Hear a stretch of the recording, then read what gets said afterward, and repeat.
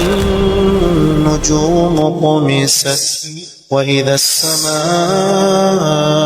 فرجت. Maka apabila bintang-bintang itu tumisat, dihapuskan cahayanya,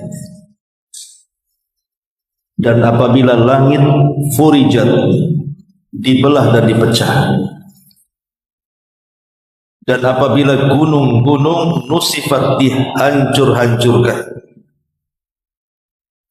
dan apabila rasul-rasul telah ditetapkan waktunya, niscaya dikatakan kepada mereka, sampai hari apakah ditangguhkan azab kepada orang kafir itu? Sampai hari keputusan. Tahukah kamu apa hari keputusan itu? Maka celakalah pada hari itu bagi para pendusta kebenaran. Ma'asyiral muslimat yang dimuliakan Allah Subhanahu wa taala, setelah Allah Subhanahu wa taala bersumpah dengan al-mursalat, maka kita masuk pada jawab daripada sumpah tadi. Bahwa sumpah-sumpah itu digunakan untuk menceritakan sebuah peristiwa yang sangat besar. Innama tu'aduna lawaqi. Sesungguhnya apa yang dijanjikan kepadamu pasti terjadi. Artinya kiamat itu pasti terjadi. Walaupun tidak diketahui kapan terjadinya, tetapi pasti terjadi. Makanya Nabi SAW ketika datang Arab Badui menemui Nabi dan mengatakan, kapan akan terjadinya kiamat wahai Rasul? Mata sa'ah. Maka Nabi SAW berpaling dan tidak mau menjawab sampai 3 kali. Baru Nabi SAW mengatakan, wa ma'a'adatta laha. Kau bertanya soal kiamat itu, apa yang kau telah siapkan untuk terjadinya? Maka sang Badui mengatakan, la syai'a ya Rasulullah. Aku tidak memiliki apapun persiapan. Walakinni uhibbullaha wa rasul. Tetapi aku sangat cinta dengan Allah dan Rasulnya. Maka Nabi SAW mengatakan, anta ma'aman ahbabta. Aku akan bersama dengan idola. Lihat bagaimana Nabi SAW mengatakan kepada Arab Badui ini, wa ma'adatta laha. Apa yang kau persiapkan untuk terjadinya kiamat? Artinya kiamat itu pasti terjadi. Bahkan ketika Jibril alaihi salatu wassalam juga bertanya kepada Nabi SAW soal kapan terjadinya kiamat, maka Nabi SAW hanya mengatakan, mal mas'ulu anha bi'a'lama minasail. Tidaklah orang yang ditanya lebih paham dibandingkan orang yang bertanya. Seolah-olah Nabi SAW mengatakan kiamat itu pasti terjadi, tetapi kapan terjadinya Allahu a'lam. Karena ini perkara gaib. Sebab kalau Nabi SAW tahu, pasti dia jawab. Makanya dalam hadis Jibril yang sangat panjang itu, Nabi ditanya soal Islam, Rasul jawab. Kemudian juga Rasul ditanya soal iman, Rasul pun menjawab. Kemudian Rasul ditanya soal ihsan, Rasul pun menjawab. Tapi ketika Nabi SAW ditanya soal kapan kiamat, Rasul tidak jawab. Artinya bahwa tidak menjawabnya Rasul bukan berarti tidak terjadi kiamat, tapi Rasul tidak mengetahui kapan terjadinya. Makanya Nabi SAW hanya menjawab tanda-tandanya saja. Bahwa apabila telah muncul tanda ini, tanda itu, maka kiamat akan datang. Dan tanda-tanda kiamat itu kan ada 2 macam. ada tanda-tanda kiamat kecil dan datangnya kadang datang, kadang hilang. Dan ada tanda-tanda kiamat besar yang kalau datang itu akan terus berkesinambungan, tidak akan terputus sampai kiamat dibangkitkan.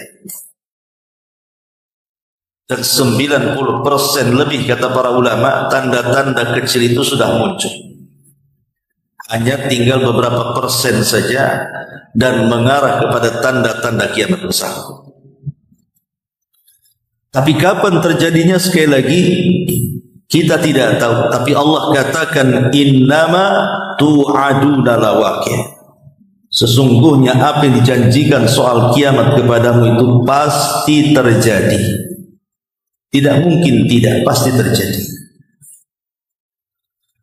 Kemudian Allah Subhanahu wa taala menjelaskan tentang kondisi kehancuran alam semesta. Seperti apa kehancuran alam semesta ini? Allah memulai dengan kondisi bintang. Allah mengatakan fa'idzan nujumu tumisat. Apabila bintang-bintang itu dihapuskan cahayanya. Di dalam ayat yang lain, wa idzan nujumun kadara. Dan tatkala bintang-bintang itu dijatuh-jatuhkan. Sebagian para ulama mengatakan arti kadara artinya tasaqat, artinya bintang-bintang itu berjatuhan.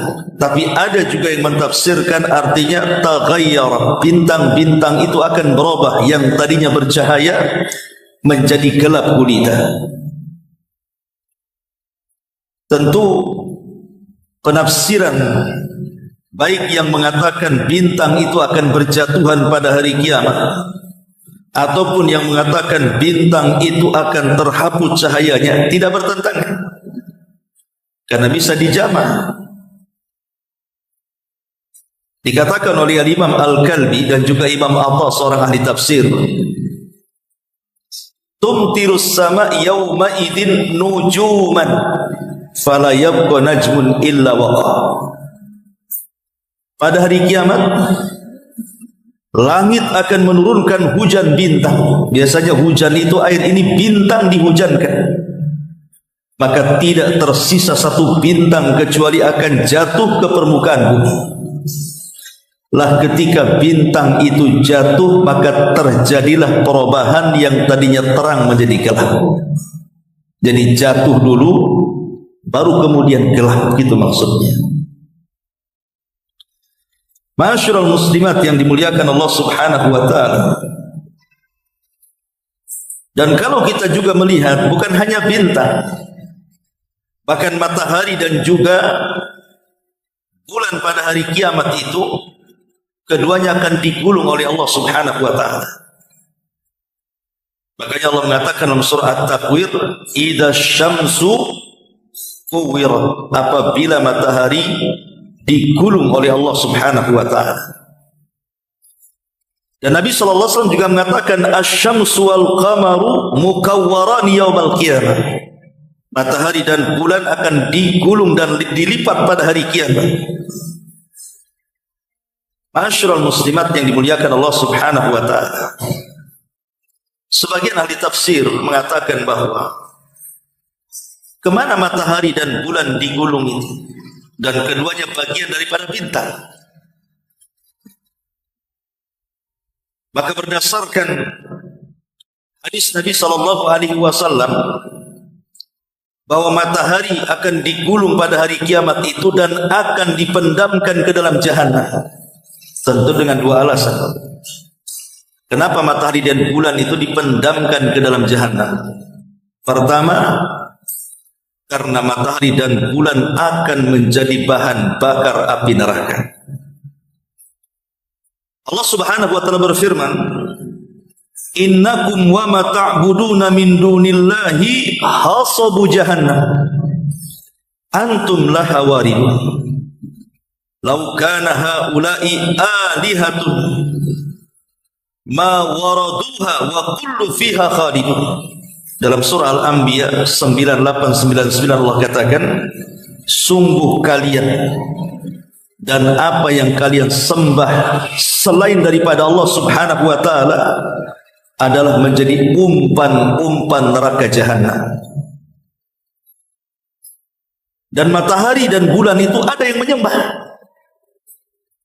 Di zaman Ratu Balqis mereka menyembah matahari dan bulan. Di zaman Nabi Ibrahim juga sebagian kaum Ibrahim menyembah matahari, bulan, bahkan bintang.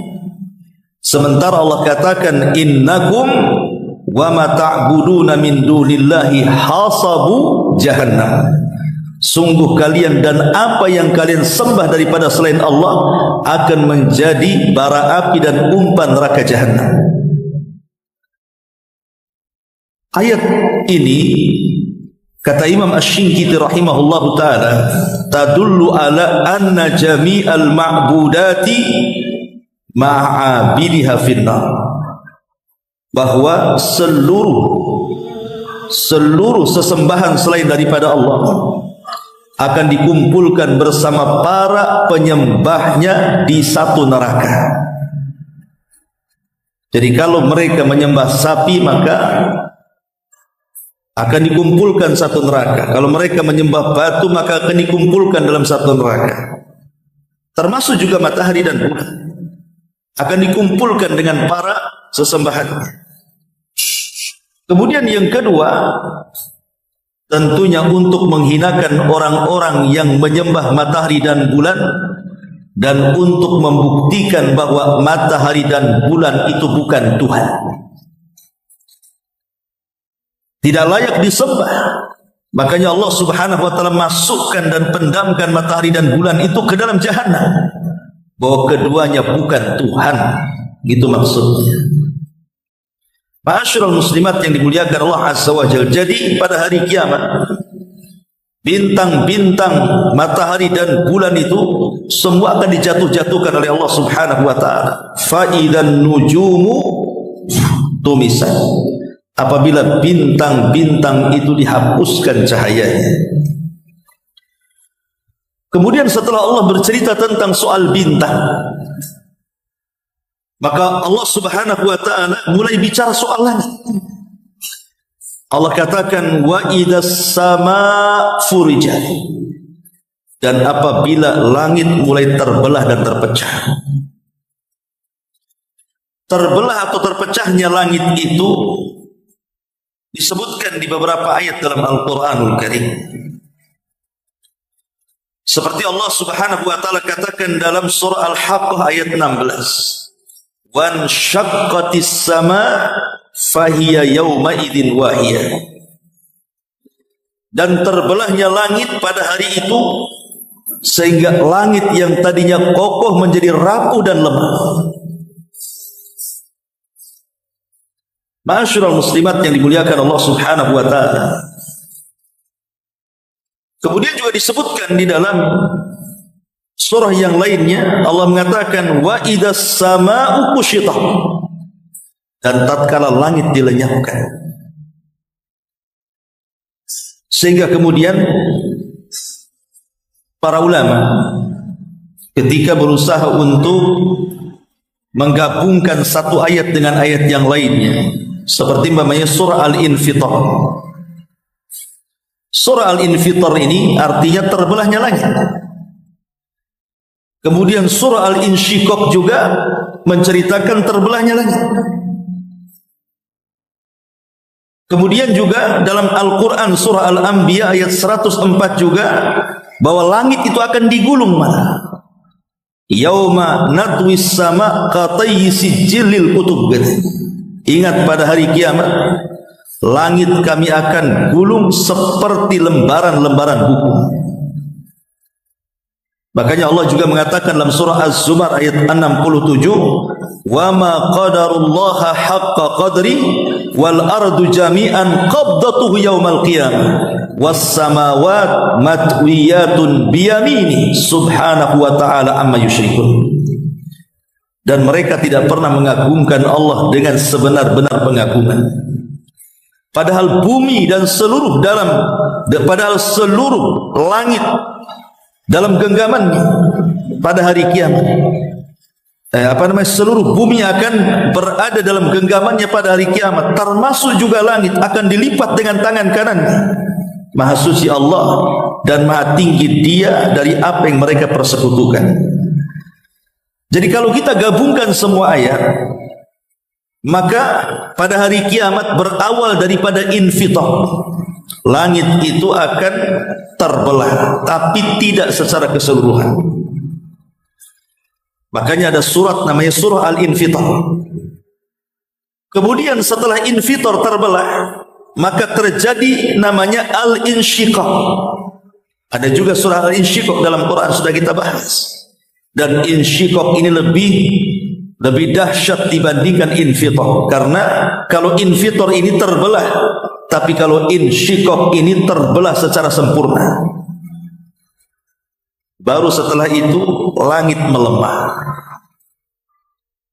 Sebagaimana surah Al-Haqqah ayat 16 tadi. Wan syaqqatis sama fahiya yawma idzin wahiyah. Dan ketika langit terbelah, maka pada hari itu langit menjadi lemah dan rapuh. Karena langit itu kan bangunan. Bangunan ini kalau tiang-tiangnya sudah mulai roboh, maka tentu akan lemah atapnya, pasti akan roboh juga. Pada Allah mengatakan wa bainaina fawqakum sab'an shidada, dan kami bangun di atas kamu, maksudnya 7 lapis itu dengan sangat kokoh sekali. Tapi kalau sudah terpecah kemudian terbelah kemudian menjadi lemah, apa yang terjadi? Disinilah terjadi al-kasy yang dikatakan idas samaun kusyitat, dan tatkala langit dilenyapkan. Berarti terbelah, kemudian terbelah hancur, kemudian lemah, kemudian lenyap. Kemana langit lenyap? Karena Allah subhanahu wa ta'ala menggulungnya tadi.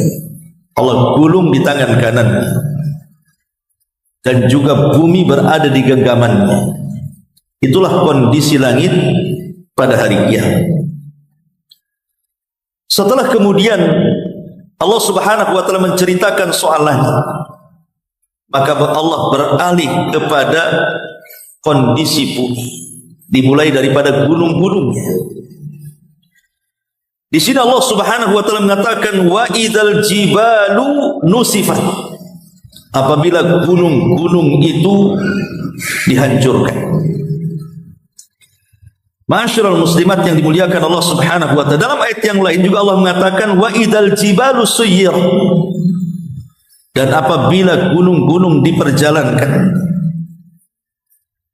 Ada yang mengatakan bahwa yang dimaksud suyyirat diperjalankan di sini artinya diterbang-terbangkan. Tapi ada juga yang mengatakan suyyirat di sini maksudnya gunung itu akan berubah menjadi debu dan tanah sudah tidak kokoh lagi.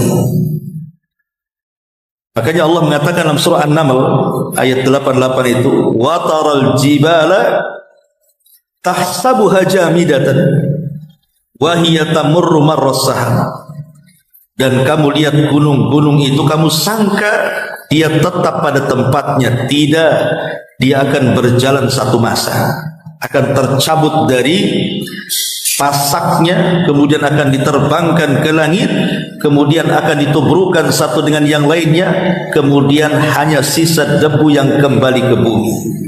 Wa suyyiratil jibalu fakanat saraba, dan gunung-gunung pun dijalankan sehingga menjadi fata morgana. Dalam surah Toha lebih jelas lagi Allah mengatakan wa yas'alunaka 'anil jibal faqul yansifuha rabbi nasfa. Mereka bertanya-tanya soal gunung kepadamu wahai Muhammad pada hari kiamat. Katakan, Tuhanku akan menghancurkan pada hari kiamat sehancur-hancurnya. Makanya dalam surah Al-Waqiah juga Allah mengatakan ayat ke-5 dan ke-6-nya wa bussatil jibalu bassa fakanat habaan mumbatsan, dan gunung-gunung dihancurkan sehancur-hancurnya, maka jadilah dia seperti debu-debu yang berterbangan. Sama dengan disebutkan dalam surah Al-Qariyah juga, wa takunul jibalu kal'ihnil manfus, dan gunung-gunung itu seperti bulu yang dihambur-hamburkan. Kalau kita perhatikan gabungan ayat-ayat ini berarti kondisi gunung pada hari kiamat itu, pertama, Allah akan mencabut dari pasaknya. Kemudian setelah itu Allah terbangkan gunung itu ke langit. Kemudian setelah itu Allah Subhanahu wa taala hancurkan gunung itu di atas langit. Kemudian gunung-gunung yang kokoh itu menjadi debu yang tidak ada bekasnya dan akan kembali ke bumi, sehingga bumi sudah tidak ada lagi gunung dan bukit, semua rata. Kalau sekarang masih ada yang meninggi, ada yang merendah, ada bukit, ada gunung, ada lembah, tapi nanti pada hari kiamat semua rata, tidak ada yang meninggi, tidak ada yang merendah. Ini yang Allah katakan wal ardu muddat, dan ketika bumi itu dihamparkan sehampar-hampar. Inilah kondisi gunung pada hari kiamat yang Allah Subhanahu wa taala katakan di sini, wa idzal jibalu nusifat, dan apabila gunung-gunung itu dihancur leburkan. Tentu bukan hanya gunung-gunung saja yang ada di bumi itu. Di bumi juga ada lautan. Lalu bagaimana nasib lautan pada hari kiamat? Maka Allah Subhanahu wa taala mengatakan dalam surah Tur ayat 6, wal bahril masjur, dan demi lautan yang kelak pada hari kiamat akan dinyalakan. Lautan akan dinyalakan. Karena dalam firman Allah yang lainnya, wa idzal biharu sujjir, apabila lautan itu akan dinyalakan. Kalimat sujjirat ini sebagian ahli tafsir mengatakan maknanya ukidat. Ukidat itu dinyalakan api. Tapi ada juga yang mengartikan artinya muliat. Maksudnya penuh. Maksud penuh di sini artinya meluap dari lautan ke daratan. Karena dalam ilmu yang sudah kita pahami di sekolah-sekolah kan, bahwa bumi ini lebih banyak lautannya dibandingkan daratannya kan.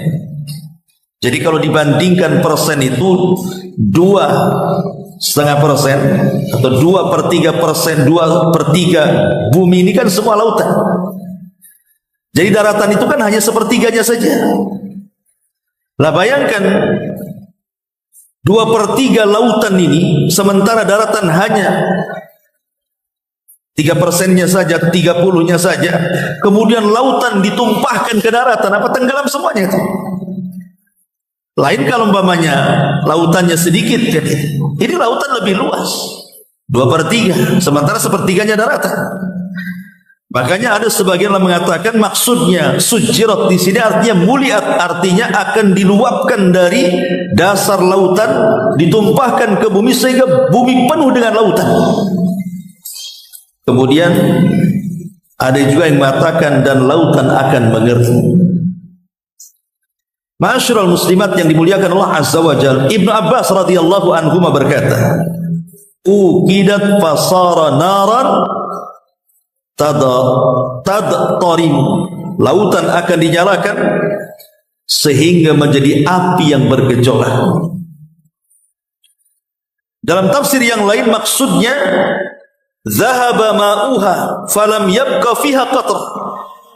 Imam Qatadah mengatakan bahwa lautan akan dikeringkan airnya sehingga tidak tersisa meskipun hanya satu tetes. Dari sini kalau kita kompromikan semua ayat-ayat soal lautan ini, berarti kondisi lautan yang pertama ketika terjadi pada hari kiamat itu, pertama akan diluapkan dulu. Lautan itu akan diluapkan, kemudian meluber, lalu bergabung dengan air-air yang ada di sungai-sungai. Karena bumi sudah tertutup air itu. Jadi di sini akan bercampur antara air asin dan air tawar kan gitu. Karena air lautan asin, air sungai tawar akan bercampur di situ. Kemudian Allah mulai menyalakan api. Bagaimana cara menyalakannya? Allahu a'lam. Tapi begitulah Allah katakan, sebagaimana penafsiran Ibnu Abbas, uqidat, maka lautan itu akan dinyalakan. Maka setelah kemudian terbakar seluruh lautan itu, maka akan membakar air sehingga yang tadinya lautan itu menjadi laut api, tiba-tiba kemudian surut dan mengering sehingga tidak ada satu tetes yang tersisa di lautan. Begitulah jamak cara memahami tentang kondisi lautan, karena ada yang mengatakan diluapkan, ada yang mengatakan kemudian dinyalakan dan begitu seterusnya. Ini kondisi lautan. Kalau kondisi darat tentu sudah jelas, Allah mengatakan idza zulzilatil ardu zilzalaha. Apabila bumi ini digoncangkan dengan sekali goncangan. Lihat bagaimana Allah tidak mengatakan idza zulzilatil ardu zilzalan, tetapi Allah mengatakan idza zulzilatil ardu zilzalaha. Ada haknya di sini. Ha ini kata ganti, kembali kepada bumi. Jadi ketika kemudian zilzal, gempa itu diidhafahkan kepada bumi, berarti yang gempa itu bukan satu tempat yang lain, tidak. Berarti satu bumi gempa, gitu maksudnya. Karena gempanya disandarkan ke bumi. Kalau sekarang ada gempa di Jogja, di Batam belum tentu gempa. Kemudian juga gempa di Lombok, di Batam juga tidak gempa. Tapi nanti pada hari kiamat gempa ini disandarkan ke bumi. Artinya bukan hanya Lombok, bukan hanya Jogja, bukan hanya Indonesia, satu dunia gempa. Lah itulah kondisi kiamat. Lalu bagaimana dengan harta-harta manusia saat kiamat itu? Allah gambarkan wa idal isyaru utilat, dan apabila unta-unta yang bunting itu ditinggalkan. Ini kinayah. Karena orang-orang Arab itu mereka senang dengan unta, dan itulah dunia yang bagi mereka berharga. Artinya ketika Allah Subhanahu wa taala mengatakan wa idal isyaru utilat, berarti pada hari kiamat itu manusia sudah tidak mengurus harta lagi. Saking ketakutannya. Karena pada hari kiamat itu semua akan hancur. Mungkin hari ini ibu melihat lautan yang sangat indah, membiru dan begitu seterusnya. Nanti pada hari kiamat, kemana keindahan lautan itu pergi? Tidak akan ada lagi. Hari ini kita melihat ketika purnama-purnamanya di langit, bintang yang bertebaran di atas langit sana. Mungkin indah kita lihat hari ini, tapi hari kiamat, kemana keindahan bintang itu? Sudah tidak ada lagi. Kita lihat gunung-gunung, bangunan bertingkat, hotel-hotel pencakar langit, bangunan-bangunan pencakar langit. Nanti pada hari kiamat lo nggak ada, kena gempa semua. Jadi pada hari itu nggak ada lagi peduli orang itu dengan kekayaan. Wa idal isyaru utilat. Itulah kondisi gambaran singkat yang disebutkan dalam surah Al-Mursalat. Baru kemudian beralih setelah terjadi kiamat yang luar biasa. Baru beralih kepada hari setelah kiamat. Allah mengatakan di sini wa idar rusulu uqitat. Apabila rasul-rasul itu telah ditetapkan waktunya. Maksudnya apa? Maksudnya setelah kiamat ditetapkan, kemudian dihancurkan alam semesta dengan sehancur-hancurnya. Kemudian manusia mulai beralih dari kehidupan dunia kepada kehidupan akhirat. Mulailah manusia dibangkitkan pada hari itu oleh Allah Subhanahu wa taala dari setiap tulang ekor manusia. Setelah dibangkitkan, kemudian dikumpulkan. Di mana? Di padang mahsyar. Disinilah Allah katakan wa idar rusulu uqitat. Ketika rasul-rasul, nabi-nabi itu sudah ditetapkan waktunya untuk dimintai pertanggungjawaban di hadapan Allah atas risalah yang disampaikan kepada umatnya. Nanti Nuh alaihi salatu wassalam itu akan dipanggil oleh Allah Subhanahu wa taala pada hari kiamat. Dan seluruh umat Nuh dipanggil. Kemudian Allah katakan kepada Nuh, Nuh, sudahkah kau sampaikan risalahku kepada umat? Maka Nuh alaihi salatu wassalam mengatakan, sudah ya Rabb, sudah. Maka kemudian Allah Subhanahu wa taala katakan kepada umatnya Nuh alaihi salam, betul Nuh sudah menyampaikan risalah kepada kalian. Maka umat Nuh mengatakan, tidak ya Rabb, Nuh berdusta, dia tidak pernah menyampaikan risalahnya kepada kami. Maka Allah Subhanahu wa taala katakan, ya Nuh, lihat umatmu mengatakan engkau berdusta, engkau belum menyampaikan risalahku. Ada enggak saksi yang mendukungmu bahwa engkau menyampaikan risalahnya? Kata Nuh, ada. Kemudian Nabi Nuh alaihi salatu wassalam mengisyaratkan kepada kita, kepada umat Nabi sallallahu alaihi wasallam. Maka dari sini Allah Subhanahu wa taala katakan, fa kaifa idza ji'na min kulli ummatin bi syahid. Bagaimana kalau seandainya kalian akan datang kepada setiap umat menjadi saksi mereka? Jadi kita ini akan menjadi saksi kepada semua para nabi. Jadi ketika Nuh mengisyaratkan itulah saksiku, maksudnya disyaratkan kepada siapa? Umat Nabi, umat Rasul, umat Nabi kita Muhammad sallallahu alaihi wasallam. Maka kita semua akan dipanggil oleh Allah Subhanahu wa taala. Kemudian mengatakan, kalian mau bersaksi akan persaksian Nuh bahwa dia telah menyampaikan risalahku kepada umatnya? Maka serentak umat Islam, umat Muhammad sallallahu alaihi wasallam mengatakan, tentu ya Rabb, Nuh sudah menyampaikan risalahnya. Maka Allah mengatakan, bagaimana mungkin kalian bersaksi? Kalian tidak hidup di zaman Nabi Nuh. Bagaimana kalian tahu Nuh menyampaikan risalah? Kalian tidak hidup di zaman Nabi Nuh. Namanya saksi terus melihat. Kalau tidak melihat, macam mana akan jadi saksi? Tetapi kemudian umat Rasul pada hari kiamat mengatakan, ya Rabb, yang menyampaikan Nuh risalahmu kepada umat itu engkau sendiri. Di dalam Al-Quranul Karim, makanya adalah surah Nuh. Ya, kami tidak bersaksi, tidak pernah menyaksikan menyampaikan risalah, tapi engkau yang ngasih tahu kepada kami bahwa Nuh sudah menyampaikan risalahnya 1000 tahun dikurangi 50 tahun, 950 tahun. Maka Allah katakan, sadaqtum, benar kalian. Wa sadaqa Nuh wa kadzaba qaum. Ya, telah benar juga Nuh dan berdusta kaumnya. Kemudian setelah Nuh dipanggil lagi nabi-nabi yang lainnya beserta umatnya. Kemudian ditanya lagi dan kaumnya mengatakan, dusta nabi kami menyampaikan risalah. Kemudian Allah mengatakan, lihat, kaum mengatakan dusta, ada saksi, ada, disyaratkan lagi pada kita. Jadi setiap umat pada hari kiamat itu kita akan jadi saksi di situ. Ma'asyiral muslimat yang dimuliakan Allah Azza wa Jalla, sampai pada waktunya ketika kita sudah menjadi saksi kepada semua umat, giliran Nabi sallallahu alaihi wasallam menjadi saksi kepada kita. Fa kaifa idza ji'na min kulli ummatin bi syahid wa ji'na bika ala haula'i syahida. Dan engkau wahai Muhammad akan menjadi saksi bagi umat. Jadi kalau umatnya akan menjadi saksi bagi umat-umat sebelumnya, tapi Rasul kita akan menjadi saksi bagi kita.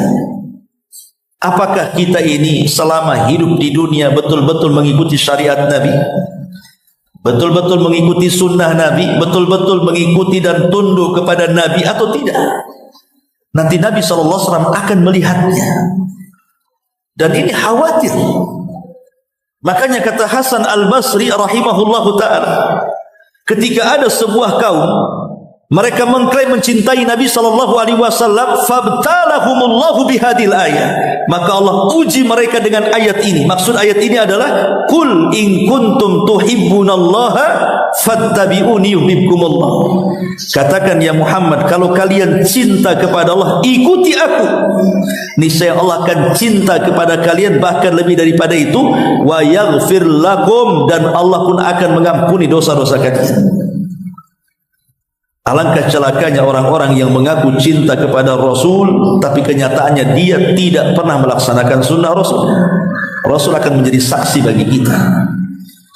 Dan ini detik-detik yang luar biasa. Makanya Allah mengatakan, wa idzar rusulu uqitat. Ingat, apabila rasul sudah ditetapkan waktunya untuk berhadap-hadapan dengan umatnya, termasuk Nabi kita Muhammad berhadapan dengan kita, siapa yang betul-betul menjadi umatnya dan siapa yang hanya pengakuan saja menjadi umatnya. Makanya ketika Nabi SAW menunggu di telaganya, ketika hampir seluruh umatnya minum dari telaganya, tiba-tiba ada satu kelompok yang hendak masuk ke telaganya, diusir para malaikat. Kata Nabi SAW, ummati, ummati, ya Rabb, itu umatku. Dan riwayat ashabi, ashabi, itu sahabatku, biarkan mereka minum. Tapi Allah Subhanahu wa taala mengatakan, ya Muhammad, innaka la tadri ma ahdatsu ba'dak, innahum ghayyaru wa baddalu. Wahai Muhammad, kau tidak tahu apa yang terjadi sepeninggal. Mereka sudah merubah-rubah petunjukmu dan sudah mengambil di luar daripada tuntunan. Sebagian ahli tafsir mengatakan, dan ulama-ulama akidah, bahwa ada beberapa orang yang tidak mungkin masuk ke telaga Rasul dan tidak akan meminumnya. Pertama, orang yang murtad. Dia tidak akan minum dari telaga Rasul walaupun dia sempat jadi umat Nabi. Tapi karena dia murtad, maka dia bukan umat Nabi lagi. Yang kedua, munafik. Walaupun lisannya mengatakan asyhadu an la ilaha illallah wa anna muhammadar rasulullah, tapi hatinya dipenuhi dengan kekufuran. Makanya orang munafik tidak mungkin meminum dari telaga Nabi. Yang ketiga, para pelaku bid'ah yang mereka jauh dari tuntunan Rasul. Rasul perintahkan ini, kita pula buat itu. Rasul kemudian memerintahkan itu, kita buat pula yang ini. Tidak cocok dengan perintah, malah melanggar perintah dan tidak menjalankan yang diperintahkan. Mereka melakukan bid'ah dan membuat perkara-perkara dalam agama, maka ahli bid'ah tidak akan masuk ke telaga Nabi, karena mereka tidak mencintai Nabi hakikatnya. Kemudian yang keempat, para pelaku dosa besar. Mereka tidak mencintai Nabi. Nabi melarang tidak boleh judi, malah kalian judi. Nabi mengatakan tidak boleh zina, kalian zina. Nabi mengatakan jangan gibah, kalian gibah. Nabi mengatakan kalian jangan namimah, kalian namimah. Orang-orang yang banyak melakukan dosa besar, maka dikhawatirkan tidak meminum telaga Nabi SAW. Wa idar rusulu uqitat liyaumin ujjilan. Niscaya dikatakan kepada mereka, sampai hari apakah ditangguhkan azab itu bagi orang-orang kafir. Maka Allah mengatakan sampai hari keputusan, hari yaumul fasl, hari pengadilan. Jadi nanti pada hari kiamat manusia akan dikumpulkan dan akan diadili Allah seadil-adilnya. Subhanallah, satu per satu manusia akan diadili. Jangan berpikir bagaimana mengadili satu per satu. Satu kota Batam bisa antri, belum lagi satu dunia, belum lagi orang yang pertama hidup sampai yang terakhir mati. Cemana Allah mengadili satu persatu? Innallaha sari'ul hisab. Allah itu sungguh cepat hisab. Tidak sampai setengah hari kaum muslimin sudah selesai dihisab. Ya. Jadi hari keputusan itu akan ada. Disinilah tersingkap semua kezaliman, semua maksiat yang pernah kita lakukan. Tersingkap banyak aib di hadapan Allah Subhanahu wa taala. Ketika di dunia boleh jadi orang bermaksiat itu dia tutup-tutupi aibnya, tapi pada hari kiamat Allah singkap aibnya. Makanya kenapa Rasul sangat mengkhawatirkan orang-orang yang suka menyingkap-nyingkap aib orang, Allah singkap aib dia pada hari kiamat. Rasul mengatakan, "Man kasyafa aurata akhi kasyafallahu auratahu yaumil qiyamah." Siapa yang menyingkap aurat saudaranya, aib saudaranya, dosa saudaranya, maka akan singkap aib dia pada hari kiamat di hadapan Allah. Tapi sebaliknya, man satara musliman satarahullahu yaumil qiyamah. Siapa yang menutup aib seorang muslim, Allah akan tutup aibnya pada hari kiamat. Termasuk orang-orang yang menceritakan aibnya sendiri, Allah sudah tutup baik-baik. Dia ceritakan pula aibnya sendiri. Itulah mujahir. Orang mujahir tidak akan dimaafkan, akan dibongkar pada hari kiamat dosa-dosanya. Makanya Rasul mengatakan, kullu ummati mu'afan illal mujahirin. Setiap umatku dimaafkan kecuali orang-orang yang mujahir. Rasul, siapa mujahir itu? Kata Rasulullah SAW, orang yang malam hari dia berbuat dosa, kemudian dia tidur, Allah tutupi aibnya, orang enggak tahu. Di pagi hari dia cerita pula dosa malamnya. Dia di siang hari melakukan dosa, Allah tutup tuh aibnya sampai malam. Di malam hari pula cerita dosa siangnya. Orang ini tidak akan diampuni oleh Allah, dibongkar aibnya pada hari kiamat. Termasuk para pengkhianat akan diberikan bendera dan dia mengatakan inilah orang yang berkhianat. Termasuk orang-orang yang sombong di dunia, Allah kecilkan tuh badannya di akhirat. Allah tampakkan bagaimana ketika dulu merasa sombong besar di hadapan manusia. Di akhirat Allah kecilkan pula badannya. Yuhsyarun nas yaumal qiyamah, yuhsyarul mutakabbiruna yaumal qiyamah amsalidz dzar fi suratir rijal, kata Rasul. Orang-orang yang sombong itu, maka mereka akan dikecilkan, lihat aibnya ditampakkan. Ya, boleh di dunia Anda besar, tapi di akhirat Anda kecil. Termasuk juga orang-orang yang suka berdusta, yang terus berdusta, hatta yuktaba indallahi kadzdzaba, sampai nanti pada hari kiamat dicap di dahinya dia kadzdzab, pendusta. Jadi banyak dosa akan disingkap. Dosa-dosanya orang-orang munafik yang di dunia menampakkan keislaman, hatinya menyembunyikan kufuran, semua akan disingkap pada hari itu. Jadi banyak dosa-dosa yang akan disingkap di peradilan Allah Subhanahu wa taala. Dan ingat, di dunia banyak kantor-kantor pengadilan, tapi belum tentu dapat keadilan. Tapi di akhirat pasti kita akan dapat keadilan yang sesungguhnya. Karena Allah yang langsung mengadili satu persatu. Liyaumil fasl, pada hari di mana Allah akan memutuskan perkara hamba-hambanya. Kemudian Allah mengatakan, wa ma adraka ma yaumul fasl. Tahukah kamu apa hari keputusan ini? Tidak perlu dijawab karena ini sudah paham semuanya. Tapi Allah katakan, wailun yauma idzin lil mukadzibin. Celaka pada hari itu bagi para pendusta. Di sini Allah mengulang, nanti kalau ibu baca surah Al-Mursalat itu, Allah mengulang kalimat wailun yauma idzin lil mukadzibin berapa kali? 10 kali. Nanti akan terulang-ulang. Wailun yauma idzin lil mukadzibin, wailun yauma idzin lil mukadzibin. Allah ulang 10 kali. Kenapa? Ada apa diulang-ulang sampai 10 kali? Karena ini bukan kebiasaan Allah mengulang-ulang ayat dalam surat. Ada yang terulang-ulang tapi tidak sebanyak ini maksudnya. Bukan kebiasaan Allah mengulang-ulang ayat sampai 10 kali dalam satu surat itu.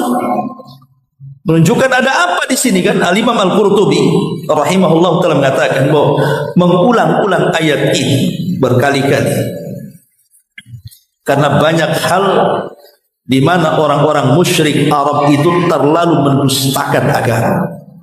Karena mereka saking mendustakannya soal hari kebangkitan, soal ada kehidupan setelah kematian, soal ada keputusan dan juga hisab dan yang lainnya. Makanya Allah ulang-ulang. Karena orang-orang musyrik itu, kata Qurtubi, Imam Al-Qurtubi, mereka teramat sangat mendustakan hari kebangkitan. Makanya Allah ulang-ulang. Karena mereka mendustakan.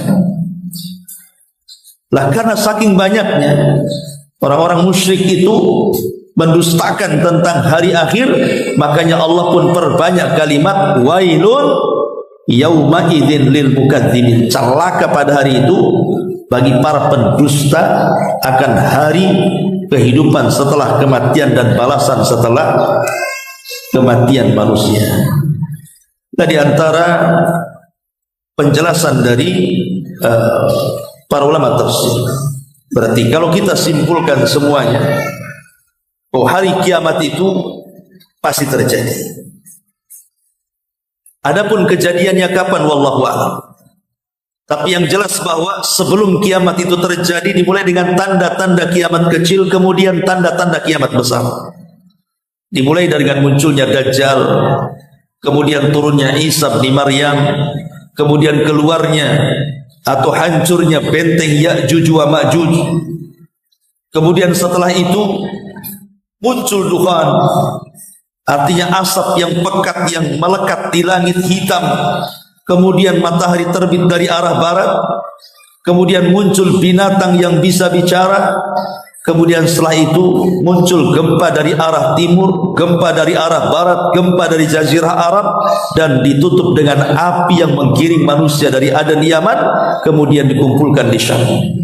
Baru terjadi kiamat besar, di mana langit mulainya dipecahkan, kemudian dibelah secara sempurna, kemudian dilenyapkan karena digulung oleh Allah Subhanahu wa taala.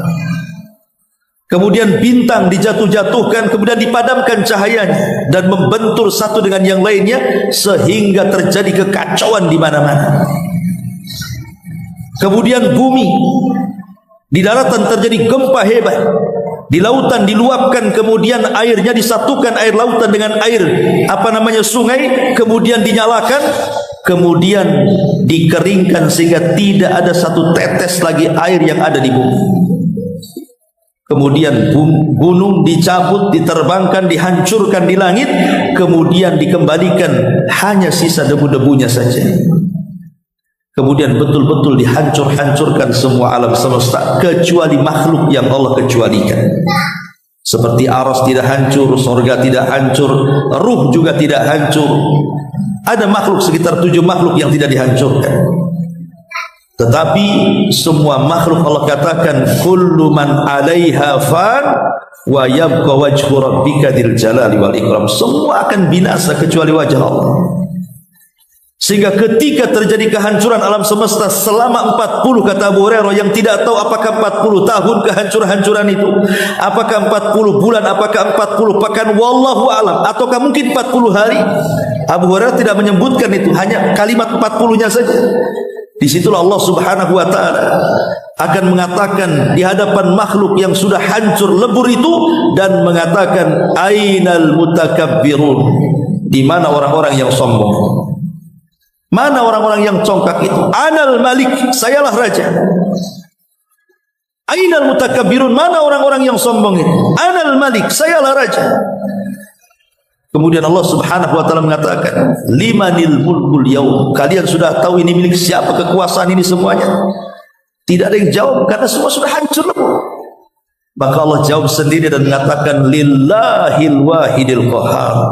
Semua adalah milik yang satu, yang Maha Esa dan Maha mampu untuk menghakimi segalanya. Dialah Allah Subhanahu wa taala.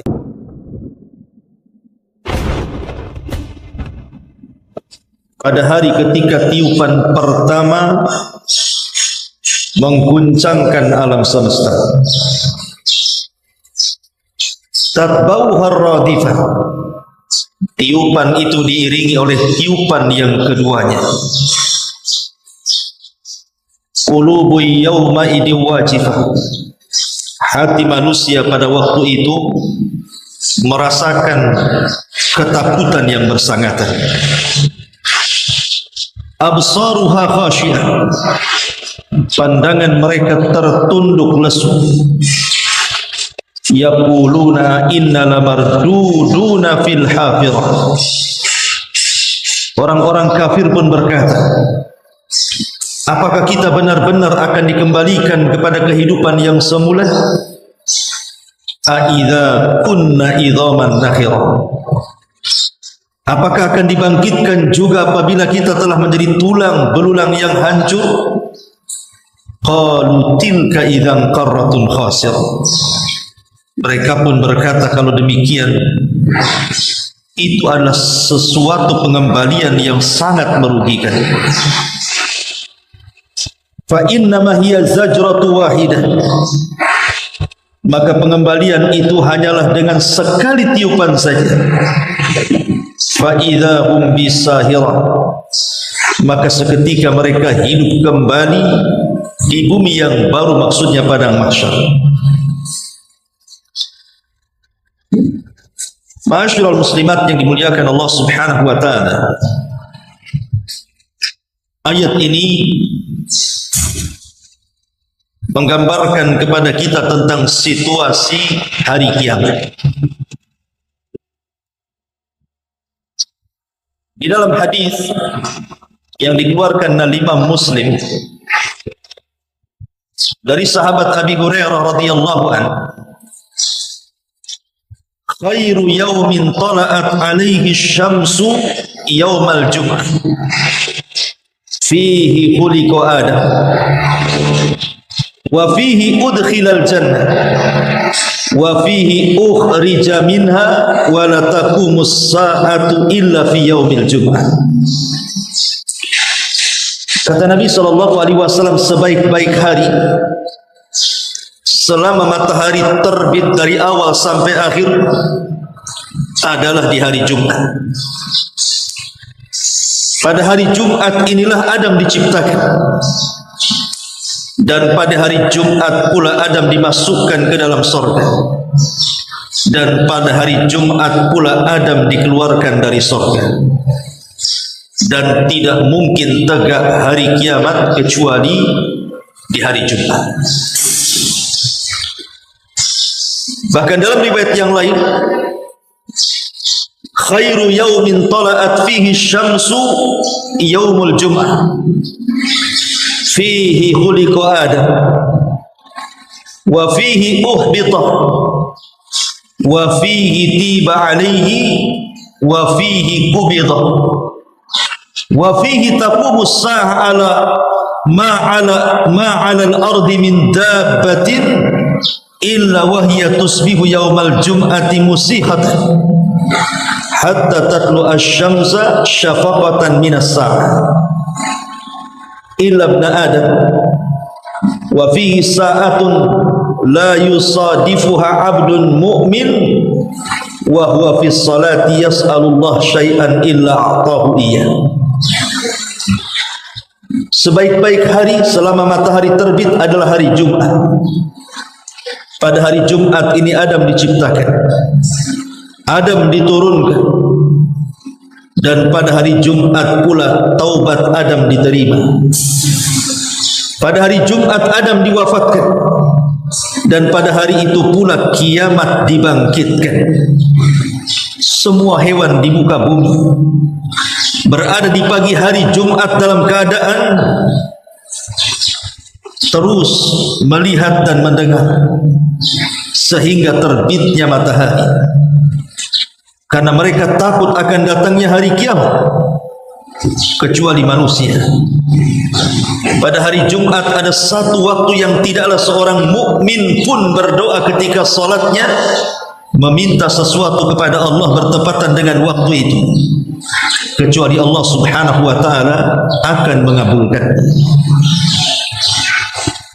Dari dua riwayat ini kita tahu bahwa kiamat itu hanya disebutkan harinya saja. Adapun tanggalnya, adapun bulan dan tahunnya tidak disebutkan. Tanggal berapa, bulan berapa, tahun berapa, tidak disebutkan kiamat itu kapan. Tetapi Allah Subhanahu wa taala menghabarkan kepada kita lewat lisan Rasul bahwa yang jelas kiamat itu terjadi di hari Jumat, hari sakralnya kaum muslimin. Yang ajaib adalah semua binatang mereka akan merasakan datangnya kiamat.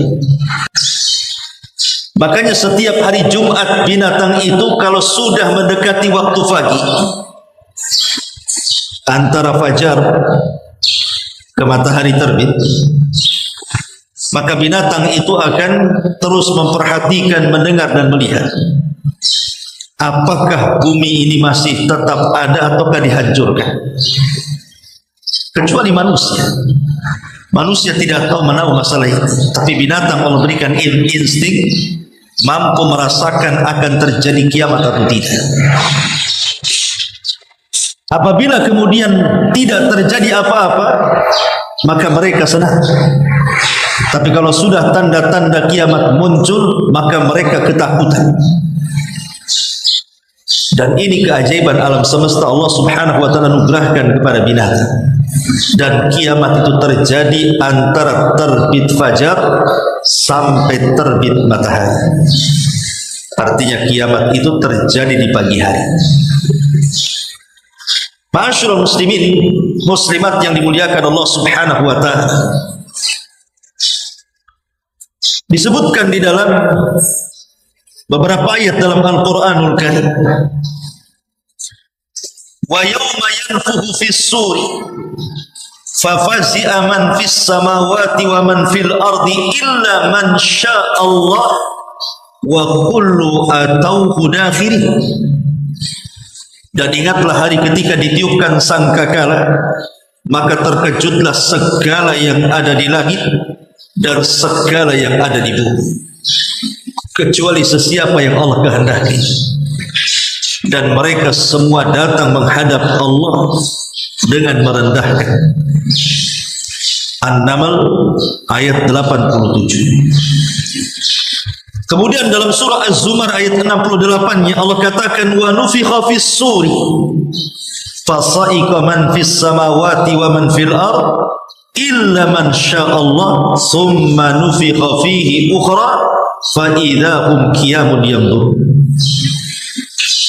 Dan tiuplah sangkakala, maka matilah sesiapa yang ada di langit dan sesiapa yang ada di bumi, kecuali siapa yang dikehendaki Allah. Kemudian ditiup sangkakala itu sekali lagi, maka tiba-tiba mereka berdiri menunggu putusan Allah masing-masing.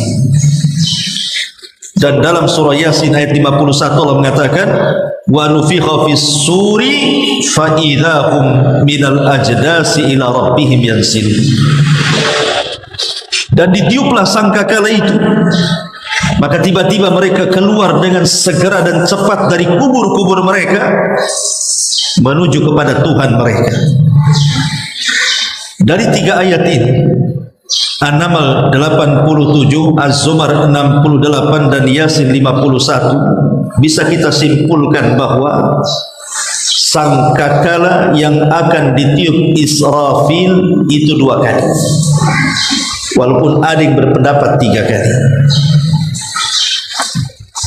Tiupan yang pertama disebut dengan tiupan kejutan dan kematian. Itulah yang disebut yauma tarjufu rajifah. Tiupan kejutan dan tiupan kematian. Adapun tiupan yang kedua adalah tiupan kebangkitan. Itulah yang dikatakan di sini tatba'uha radifah. Jadi yauma tarjufur rajifah, tiupan sangkakala pertama, tatba'uha radifah itu tiupan sangkakala kedua. Ma'asyiral musliman yang dimuliakan Allah Subhanahu wa taala. Orang yang pertama kali mendengar tiupan sangkakala adalah rajulun yalutu hauda. Seorang laki-laki yang sedang berbenah telaga tempat minum untanya, kolam tempat minum untanya. Saat dia berbenah memperbaiki kolam itu, tiba-tiba kemudian dia mendengar tiupan sangkakala, maka orang inilah yang pertama pingsan kemudian mati. Kemudian disusul 2 orang yang sedang jual beli pakaian. Apabila sudah selesai mereka melakukan akad dan pakaian pun atau kain itu pun akan diberikan, maka tiba-tiba keduanya mendengar tiupan sangkakala, keduanya pun pingsan kemudian mati. Baru kemudian orang yang sedang minum, belum sampai minuman itu di mulutnya, tiba-tiba dia mendengar suara tiupan sangkakala, dia pun terkejut kemudian dia mati. Kemudian disusul oleh manusia-manusia yang lain. Ma'asyiral muslimat yang dimuliakan Allah Subhanahu wa taala, kiamat ini tidak mungkin menyentuh orang-orang yang beriman. Kiamat pertama, tiupan sangkakala pertama, atau hari kehancuran alam semesta tidak akan menyentuh orang-orang yang beriman. Yang akan merasakan kiamat itu hanya orang-orang kafir saja.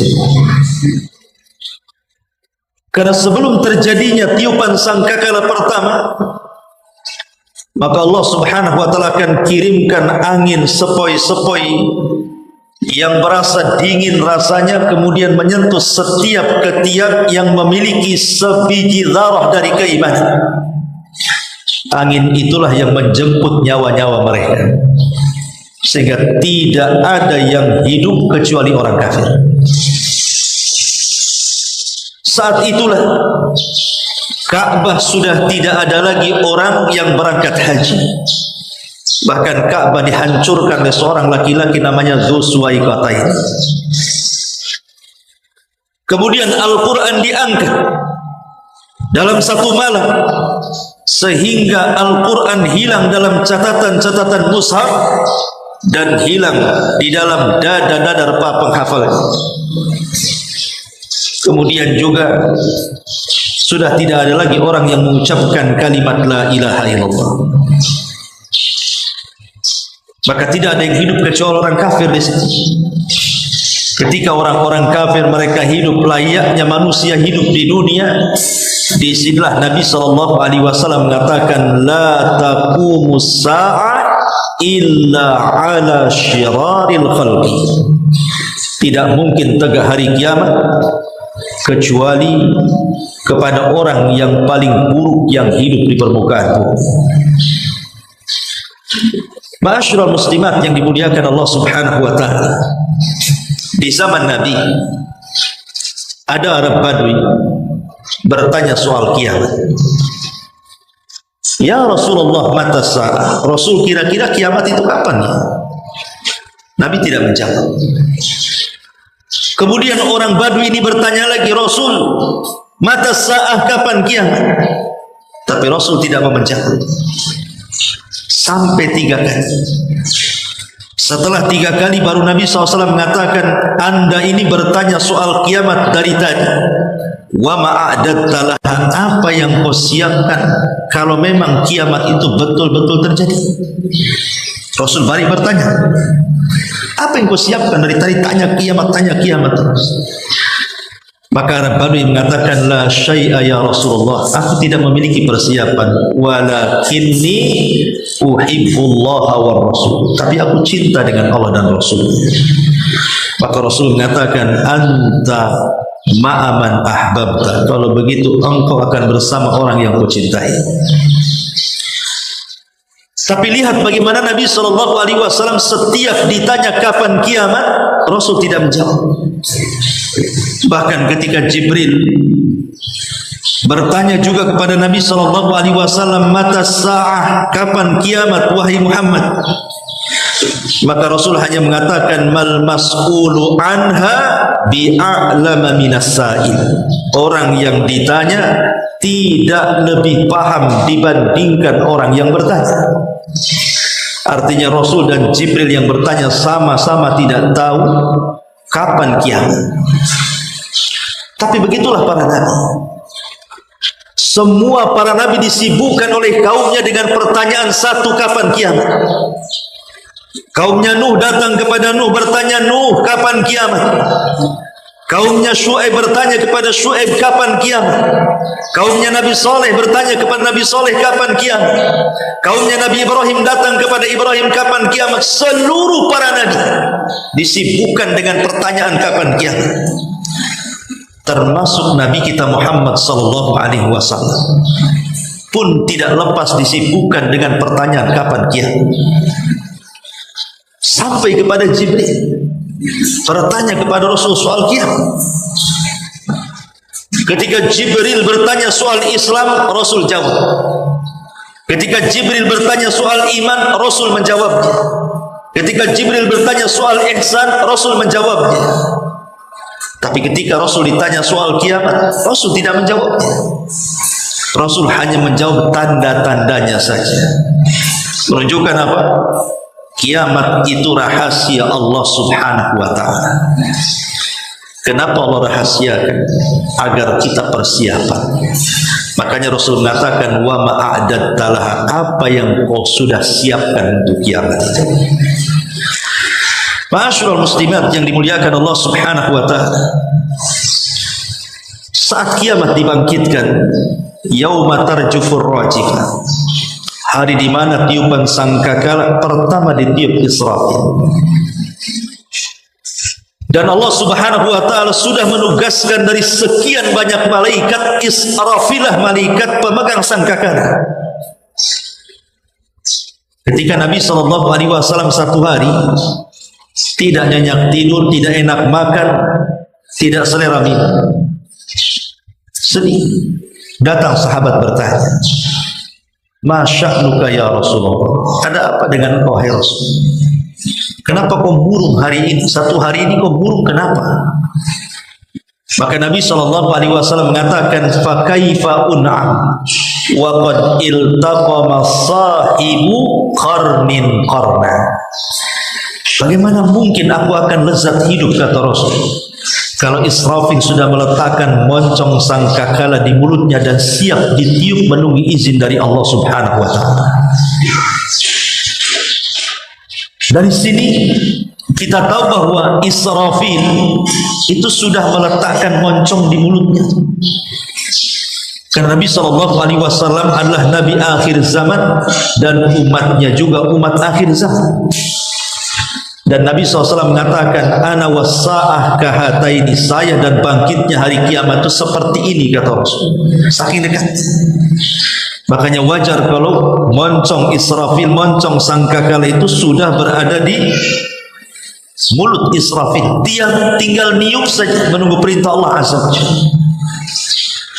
Dan apabila betul-betul yauma tarjufur rajifah, memang Israfil meniup sangkakala itu, kemudian seluruh manusia meninggal dunia.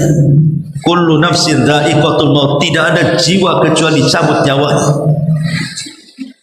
Kemudian setelah itu binatang-binatang, baik binatang yang berkaki empat, baik binatang yang ada di lautan, baik binatang yang ada di hutan-hutannya, buasnya, ataupun binatang-binatang jinaknya, kecil besarnya, semua diwafatkan.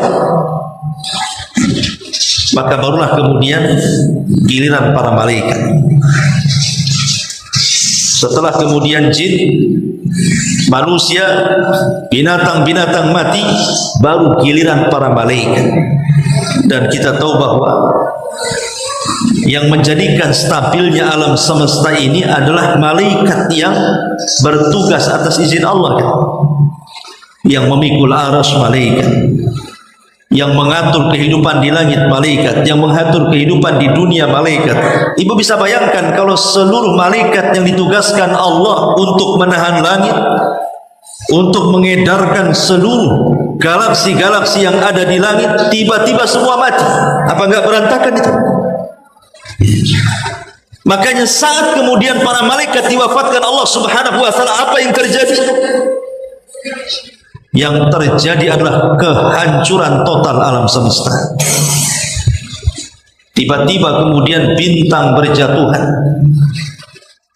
kemudian menubruk satu dengan yang lain, kemudian bola-bola api menerjang bumi, terjadilah gempa dahsyat yang luar biasa, tercabutnya gunung-gunung. Kemudian keluar larva api, kemudian menyatu dengan lautan. Padahal lautan itu lebih luas 70% dibandingkan daratan, tapi menjadi lautan api ketika itu. Belum lagi kemudian bergoncangnya bumi, gempa di mana-mana. Allah mengatakan, "Idza zulzilatil ardu zilzalah." Apabila Allah gempakan bumi sekali gempa. Allah katakan zilzalah, gempa diidhofahkan kepada bumi, maknanya tidak ada tempat di bumi kecuali digempakan. Kalau sekarang ada gempa di Jogja, di sini tidak. Ada gempa di Lombok, di sini tidak. Alhamdulillah. Tapi pada hari kiamat melalui kemana? Semua digempakan. Gunung-gunung yang merupakan pasak bumi dicabut dan dibentur-benturkan di langit, sehingga gunung yang kokoh seperti kapas yang berhamburan ditiup angin. Maka akhirnya kemudian ketika tidak ada makhluk lagi yang hidup, tidak manusianya, tidak jinnya, tidak malaikatnya, tidak manusianya, tidak binatangnya, tidak ada makhluk kecuali Allah Subhanahu wa taala. Kullu man 'alaiha fan, semua dibinasakan. kecuali Allah Dzul Jalali wal Ikram. Disitulah Allah Subhanahu wa ta'ala melirik bumi yang sudah dihancur-hancurkan itu. Kemudian Allah berbicara dengan bumi, limanil mulkul yaum, limanil mulkul yaum, kekuasaan ini milik siapa? Ainal muluk wa abnaul muluk, di mana raja dan anak-anaknya? Ainal mutakabbirun, di mana orang-orang yang congkak dan sombong itu? Di mana mereka? Limanil mulkul yaum, kekuasaan ini milik siapa? Tidak ada yang jawab. Tidak ada manusia, tidak ada jin, tidak ada binatang, tidak ada malaikat. Siapa yang jawab? Allah yang menjawab sendiri. Lillahil wahidil qahhar, kata Allah. Allah mengatakan semua kekuasaan ini lillah, hanya milik Allah. Wahidil qahhar, zat yang maha esa, yang maha perkasa. Maka ketika itu Allah Subhanahu wa ta'ala membiarkan alam semesta ini selama 40, tidak diketahui apakah 40 hari ataukah 40 bulan ataukah 40 tahun. Allah biarkan seperti itu, kehancuran yang merata di alam semesta. Ketika Abu Hurairah radhiyallahu anhu ditanya soal angka 40 itu, apakah 40 hari wahai Abu Hurairah? Kata Abu Hurairah, fa'abaitu, aku enggan menjawab. Apakah 40 bulan wahai Abu Hurairah? Fa'abaitu, kata Abu Hurairah, aku enggan menjawab. Apakah 40 tahun wahai Abu Hurairah? Fa'abaitu, kata Abu Hurairah, aku enggan menjawab. Yang jelas aku mendengar Rasul di angka 40. Itulah jeda antara tiupan pertama ke tiupan yang kedua. Bisa 40 hari, bisa 40 bulan, bisa juga 40 tahun. Wallahu a'lam.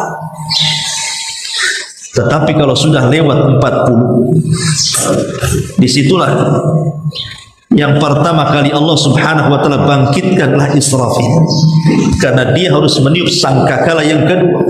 Tatba'uha radifah. Apa yang terjadi? Itulah yang difirmankan Allah Subhanahu wa ta'ala tadi, di mana Allah Subhanahu wa ta'ala mengatakan wa nufikha fis suri fa idzahum minal ajdasi ila rabbihim yansir. Dan ditiuplah sangkakala, maka tiba-tiba mereka keluar dengan bersegera dari kuburan mereka menuju Tuhan mereka untuk mempertanggungjawabkan semua perbuatan mereka di dunia. Ketika manusia mulai dibangkitkan dan bumi tempat dibangkitkan sudah bukan bumi yang kita pijak. Yauma tubaddalul ardh ghairal ardi, pada hari kami ganti bumi dengan bumi yang baru.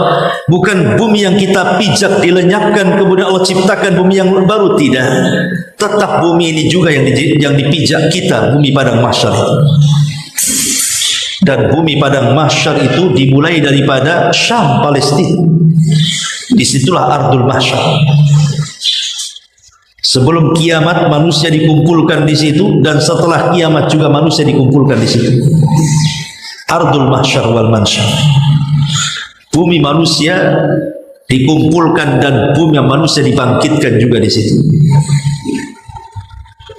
Maka bumi ini dirubah bentuknya oleh Allah Subhanahu wa ta'ala sehingga warnanya putih bersih seperti tepung, seolah-olah tidak ada orang yang menginjak dosa di atasnya. Disitulah Allah Subhanahu wa ta'ala perintahkan hujan. Kemudian dengan hujan itulah maka akan mengenai setiap tulang ekor manusia. Dari situlah Allah bangkitkan seluruh manusia sejak zaman Nabi Adam sampai yang terakhir mati. Dari tulang ekor yang kadang tidak bisa dilihat kecuali dengan alat. Tetapi tulang itu tidak mungkin hancur. Sehebat apapun alam semesta dihancur-hancurkan Allah, tulang ekor sejak zaman Nabi Adam sampai yang terakhir mati tidak Allah hancurkan. Walaupun mungkin bisa dilihat hanya bisa lewat alat-alat, bahkan boleh jadi mungkin kalau dengan kasat mata tidak bisa dilihat. Tapi rupanya dari situ Allah bangkitkan kita semua dari setiap tulang ekor kita. Dan itu satu di antara 7 makhluk saat kiamat tidak dihancurkan Allah Azza wa Jalla. Maka ketika terjadi hujan lebat, kemudian air itu mengenai setiap tulang ekor sejak zaman Nabi Adam sampai yang terakhir mati, maka menyatulah kembali tulang-tulang entah dari mana datangnya, daging-daging entah dari mana datangnya, kemudian kulit-kulit, dan menyatu kembali, kemudian menjadi jasad semula seperti mereka dilahirkan, seperti jasad semula, tapi tidak ada ruh. Kemudian setelah mereka menjadi jasad, maka Allah Subhanahu wa taala firmankan, wa alqat ma fiha wa takhallat. Maka kami keluarkan beban-beban isi bumi dilempar ke permukaan. Jadi jasad sebanyak itu dilempar ke permukaan dan berada di atas bumi padang mahsyar sejak zaman Adam sampai terakhir nanti. Ma'asyiral muslimat yang dimuliakan Allah Subhanahu wa taala, apa yang terjadi? Maka saat itulah Israfil diperintahkan untuk meniup sangkakala. Ketika ditiup itulah maka ruh yang berada di Iliyin, ruhnya orang-orang yang beriman, melesat semuanya. Dan ruhnya orang-orang kafir yang ada di Sijin, di bawah intip bumi yang paling dasar, melesat semua ke permukaan. Dan mereka tidak ada yang tertukar antara ruh yang dan jasad sejak Adam sampai yang terakhir mati. Ruh tahu di mana tempatnya. Maka ketika semua manusia sudah hidup, dan Allah mengatakan, wa idzan nufusu zuwizat, ketika ruh disatukan dengan jasadnya, maka yang pertama kali siuman adalah Nabi sallallahu alaihi wasallam. Ana awal man yanshaqu fihi al-qabr. Sayalah orang yang pertama kali dibelah kuburannya. Artinya saya yang pertama kali dibangkitkan, kata Rasul. Kemudian aku melihat Nabi Musa sedang bersandar, sehingga aku tahu apakah aku lebih dulu dibandingkan dia.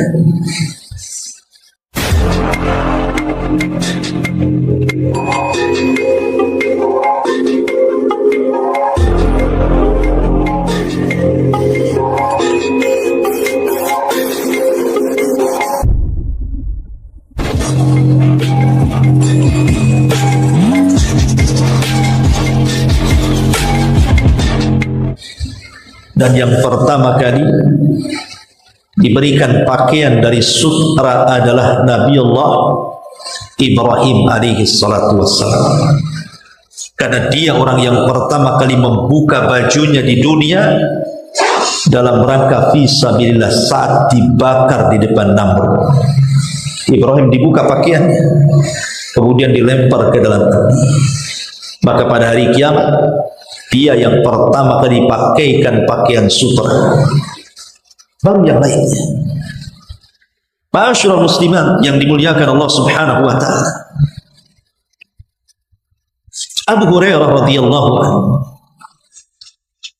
meriwayatkan sebuah hadis bahwa manusia pada hari kiamat akan dikumpulkan menjadi 3 kelompok. Manusia pada hari kiamat akan dikumpulkan menjadi 3 kelompok. Kelompok yang pertama musyatun, orang-orang yang berjalan. Kelompok yang kedua rukbanun, orang-orang yang berkendaraan. Dan kelompok yang ketiga wasimfun ala wujuhi, orang yang berjalan dengan kepalanya dan kakinya di atas. Ada orang yang berjalan dengan kaki, ada orang berjalan dengan kendaraan, dan ada orang yang berjalan dengan kepala, kakinya di atas. Sehingga Nabi SAW ditanya, ya Rasulullah, kaifa yamshuna ala wujuhi, bagaimana mereka bisa berjalan dengan wajah-wajah mereka, dengan kepala mereka? Bukan dengan tangan, wajahnya berjalan, diseret dengan wajahnya.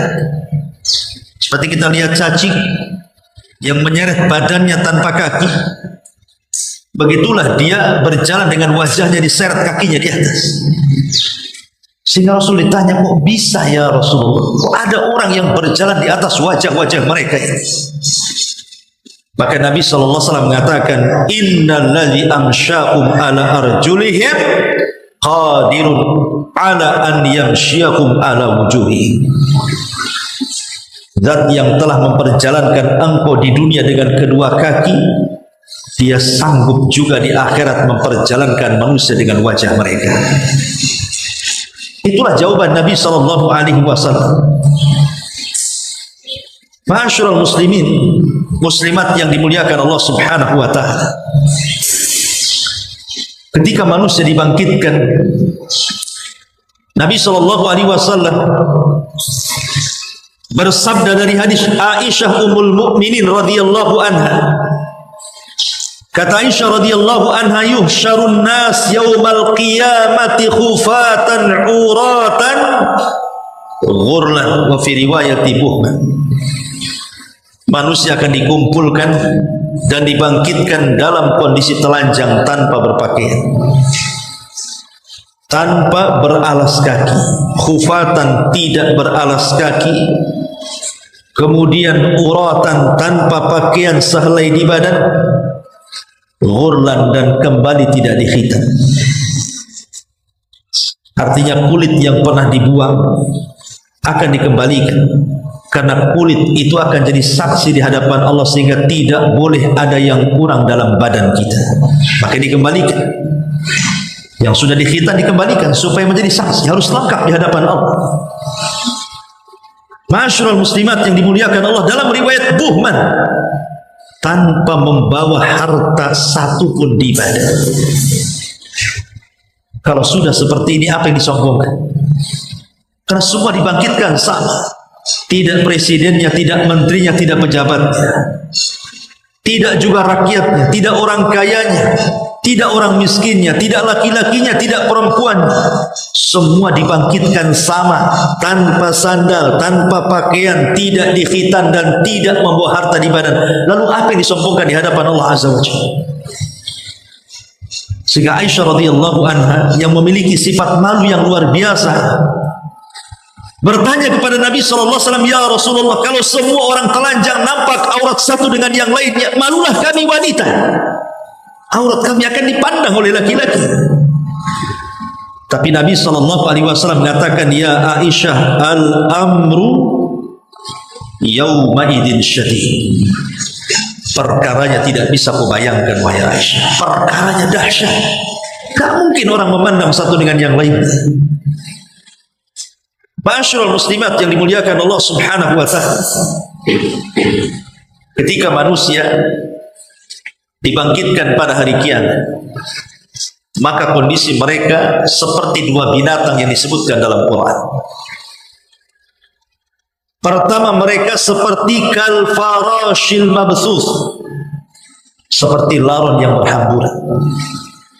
Yang kedua, mereka kal jaradil muntashir, seperti belalang yang berterbangan. Apa bedanya?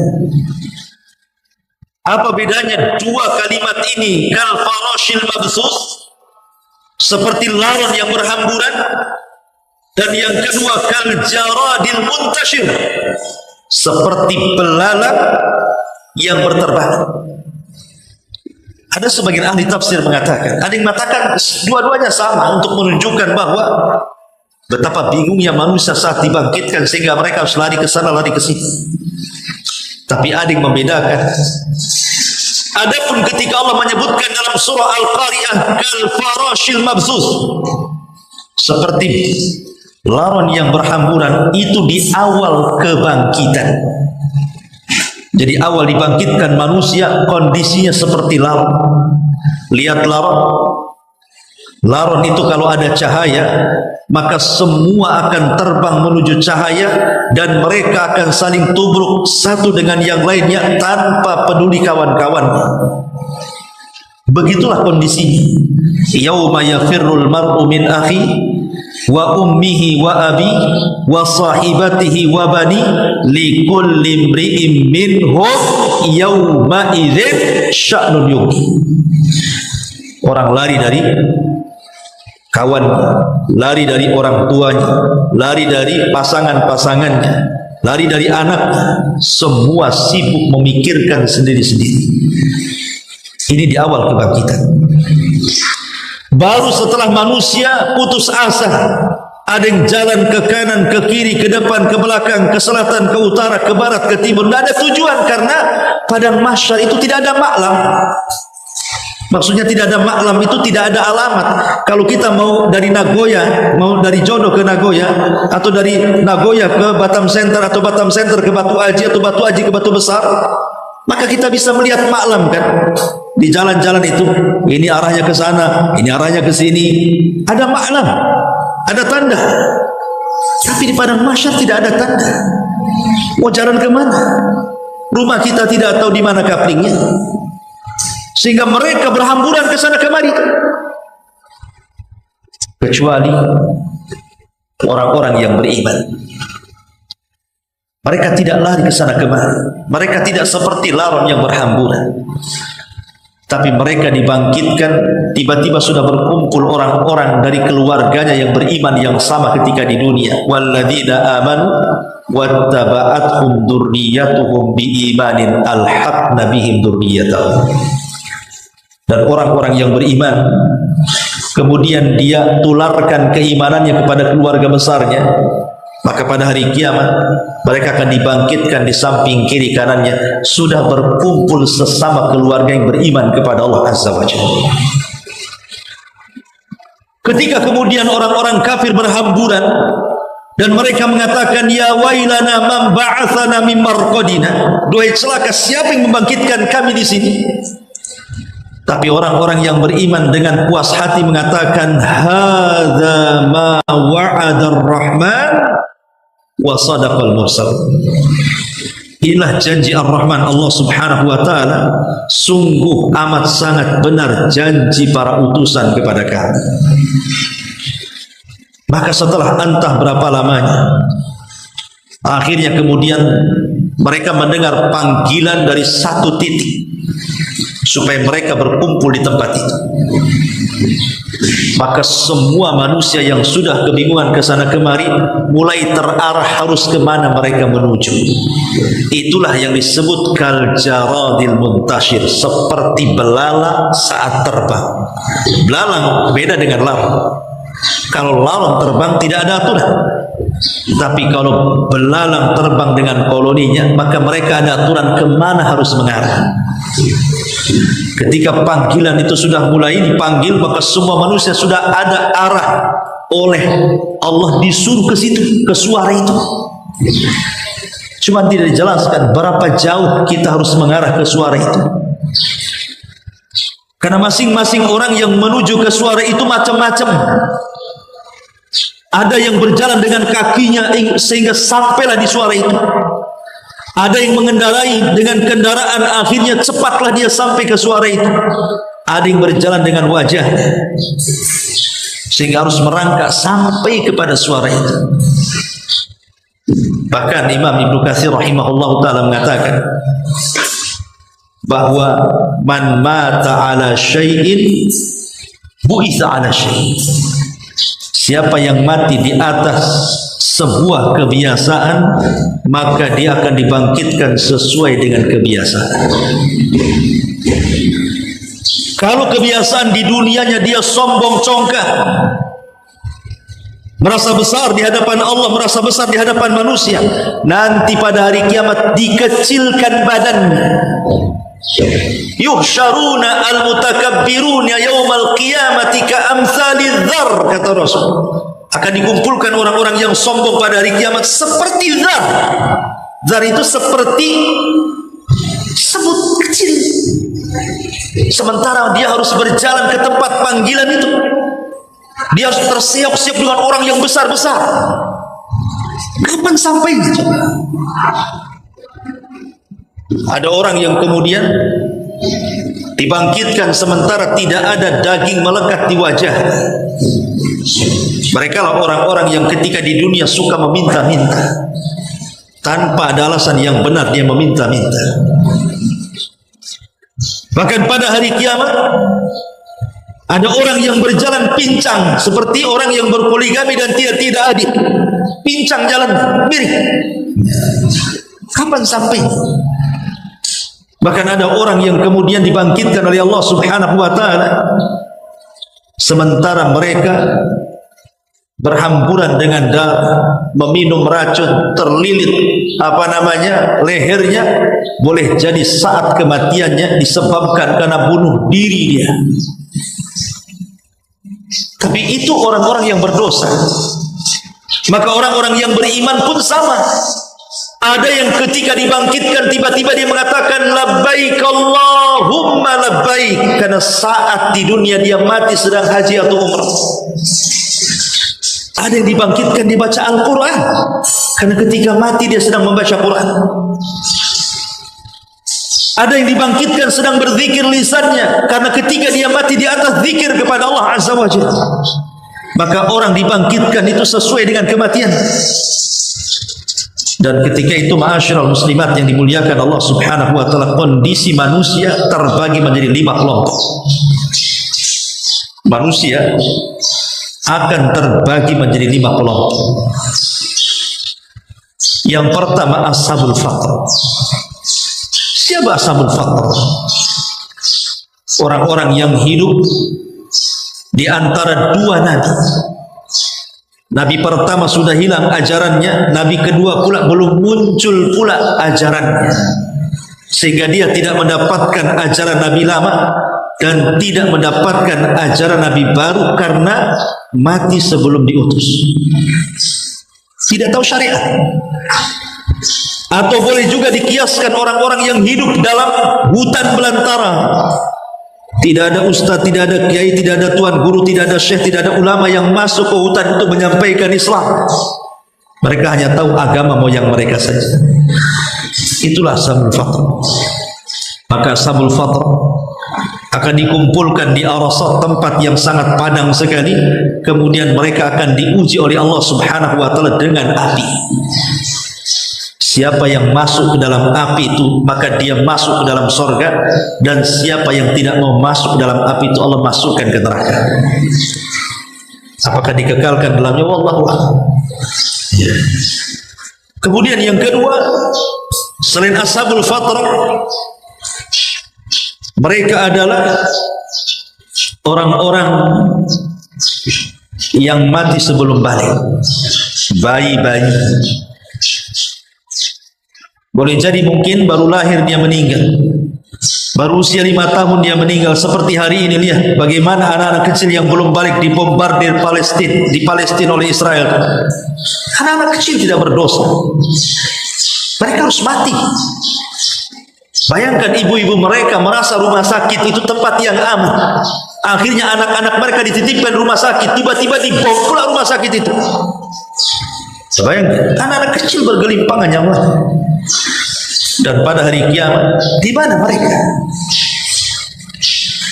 Ada yang mengatakan bahwa tergantung orang tuanya. Kalau orang tuanya beriman, maka akan disertakan dengan orang-orang yang beriman. Kalau orang tuanya kafir, maka akan disertakan dengan kekafiran. Tapi pendapat yang kuat tidak. Anak-anak yang belum balik dari kalangan orang kafir ataupun anak orang-orang yang beriman, maka mereka akan Allah Subhanahu wa taala masukkan ke dalam surga. Walaupun kemudian menjadi perselisihan para ulama tentang anak-anak kecil. Ada yang mengatakan mereka di surga. Ada yang mengatakan mereka digabungkan dengan ashabul a'raf yang berada di antara neraka dan surga itu. Ada juga yang mengatakan tergantung bapak-bapaknya. Kalau bapaknya kafir ya di neraka. Kalau bapaknya di surga dia masuk surga. Ada juga ulama mengatakan tawakuf, tidak mau komentar. Ada juga yang mengatakan mereka akan menjadi para pembantu di surga. Ada yang mengatakan mereka akan diuji juga di akhir.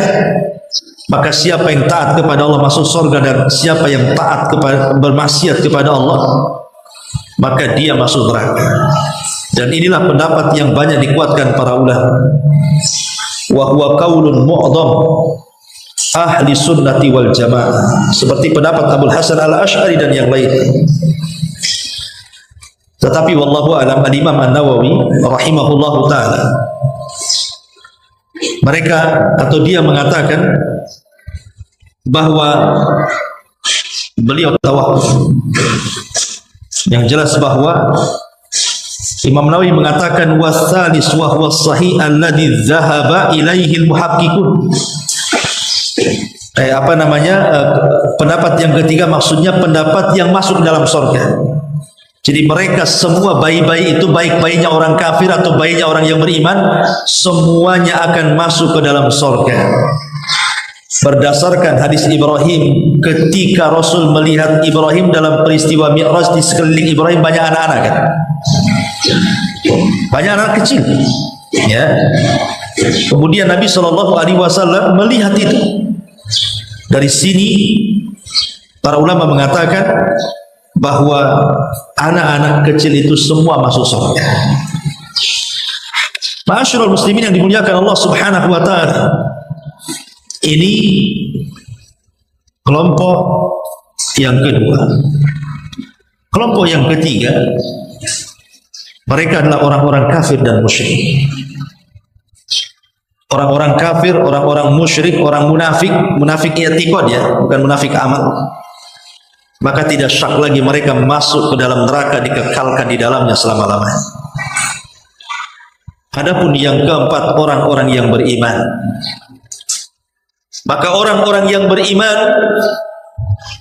tergantung kepada keimanan. Ada yang masuk surga awaliyah, mereka masuk surga tanpa hisab dan adab karena punya kesempurnaan tauhid. Tapi ada yang masuk surga belakangan karena dia harus masuk neraka dan dibersihkan dosa-dosanya, dan semuanya di bawah kehendak Allah Subhanahu wa taala. Kemudian yang terakhir, yang kelima, binatang. Binatang akan dikumpulkan di sebuah tempat yang sangat padang, disaksikan mukmin dan kafir dan seluruh manusia sejak zaman Nabi Adam sampai yang terakhir mati. Kemudian mereka dihisab. Sampai binatang yang bertanduk akan dipindahkan tanduknya kepada binatang yang tidak bertanduk. Kemudian Allah mengatakan, tanduklah dia sebanyak dia menanduk kamu. Terjadi keadilan. Maka ketika semua manusia, binatang terjadi kisah satu dengan yang lain, bentuk hisab dan keadaan Allah, tiba-tiba Allah mengatakan, kuni turaba, jadilah kalian tanah. Binatang tidak diadab, binatang itu hanya dihisab saja. Mereka jadi tanah. Maka orang-orang kafir ketika melihat binatang jadi tanah, mereka pun mengatakan, ya laitani kuntu turaba. Duhai kiranya aku pun jadi tanah seperti binatang itu. Ma'asyiral muslimat yang dimuliakan Allah Subhanahu wa taala. Manusia ketika di padang mahsyar ada beberapa kekhususan. Kekhususan yang merupakan manusia-manusia yang ada di padang mahsyar. Yang pertama, tadi sudah dijelaskan, mereka tidak berpakaian, tidak dikhitan, tidak beralaskan sandal, dan tidak membawa harta di badan. Yang kedua, wajah-wajah mereka tertunduk. Wa'anatil wujuh lil hayyil qayyum wa qad khaba man hamala dhulma. Semua wajah tertunduk di hadapan Allah yang maha hidup lagi maha mengurus makhluk-makhluknya. Sungguh rugi orang yang membawa kezaliman saat itu.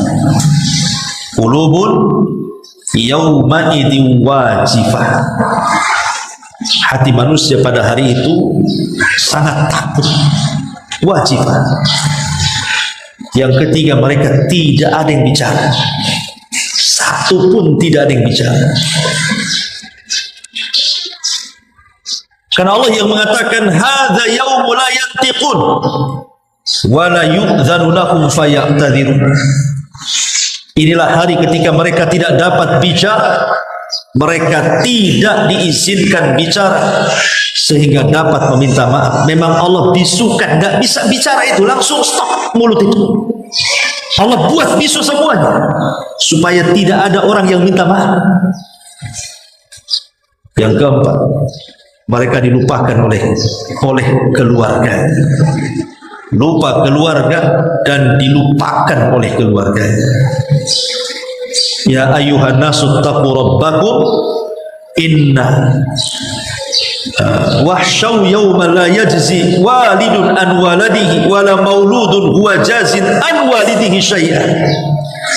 Wahai manusia, bertakwalah kepada Tuhanmu dan takutlah akan hari yang ketika itu seorang bapa tidak dapat membela anaknya dan seorang anak tidak pula mampu membela bapaknya. Bahkan mereka tidak mau saling ketemu, nggak mau ketemu.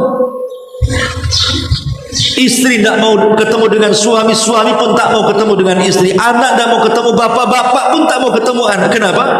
Karena takut dimintai pahalanya. Dulu kamu jadi seorang istri, hakmu kurang menjadi seorang istri, kau zalim kepadaku, mana pahalamu? Istri terbalik ngomong sama suami, kau dulu tidak bertanggung jawab juga, kau punya dosa kepadaku, sini pahalamu. Karena takut dituntut satu dengan yang lainnya, makanya keluarga itu dilupakan. Pada hari ketika manusia lari dari saudaranya, lari dari pasangannya, lari dari ibu bapaknya, karena takut dituntut haknya masalahnya. Lah hari itu manusia tidak mau ketemu orang, dan itu khususan di padang mahsyar, dan kondisi mereka berlutut di hadapan Allah. Wa tara kullu ummatin jathiyah. Pada hari itu engkau lihat setiap umat berlutut kepada Allah Subhanahu wa ta'ala. Dan kita bisa bayangkan, matahari didekatkan 1 mil di atas kepala, kemudian keringat bercucuran sampai 70 hasta keringat itu. 70 hasta. Jadi keringat yang kita keluarkan itu dimakan oleh bumi sampai bumi pun kemudian sudah tidak ada lagi yang bisa diserapnya. Akhirnya kemudian keringat itu terpaksa kemudian mengalir di atas bumi sepanjang 70 hasta. Yang kalau perahu dijalankan bisa jalan di atasnya. Maka manusia kepanasan ketika itu. Sehingga Allah Rasulullah SAW mengatakan tudna syamsu yaumal qiyamah. Pada hari kiamat matahari didekatkan jaraknya terhadap makhluknya hingga tinggal 1 mil. Perawi hadis sampai khilaf apa yang dimaksud mil dalam hadis itu. Ada yang mengatakan mil itu jarak, ada yang mengatakan mil itu alat untuk bercelak. Gagangnya celak itu disebut mil dalam bahasa Arab. Kalau seandainya mil itu maksudnya gagang celak, berarti persis 1 jengkal di atas kepala.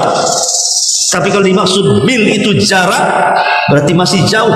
Tapi di dunia saja, Bu, kalau seandainya matahari keluar dari garis edarnya, sedikit saja mendekati bumi, bumi sudah terbakar. Kalau matahari menjauh dari bumi, maka bumi akan beku. Makanya Allah letakkan di porosnya. Bagaimana kalau matahari di atas kepala? Luar biasa. Tapi ada orang-orang yang mendapatkan naungan dari panasnya matahari. Yaumala sab'atun yudhilluhumullahu fi dhillihi yawma la dhilla illa dhilluh. Ada orang-orang yang akan mendapatkan naungan, tidak akan kepanasan dengan matahari, karena dia mendapatkan naungan arsy Allah Subhanahu wa ta'ala. Dan mereka ada disebutkan kelompok-kelompoknya 7 kelompok. Dan ketika itu manusia berada di padang mahsyar, sehingga mereka harus mempertanggungjawabkan perbuatan mereka di hadapan Allah Subhanahu wa ta'ala.